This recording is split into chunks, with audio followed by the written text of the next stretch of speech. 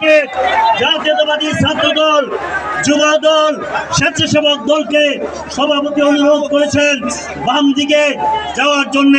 আজকে আমরা সকলে মিলে আমাদের প্রিয় ব্যক্তি উপস্থিত হওয়ার জন্য আমাদের ইমরান সাহেব প্লিজ ভাইকে আরো সমাপ্ত বক্তব্য শেষ করতে। বন্ধুগণ, আমাদের প্রধান অতিথি আমাদের মাঝে উপস্থিত হয়েছে। আমি বক্তব্য দীর্ঘায়িত করব না, আরো অনেক আনুষ্ঠানিকতা বাকি আছে। শুধু বলতে চাই, আজকে আমরা মুক্ত গণতান্ত্রিক পরিবেশে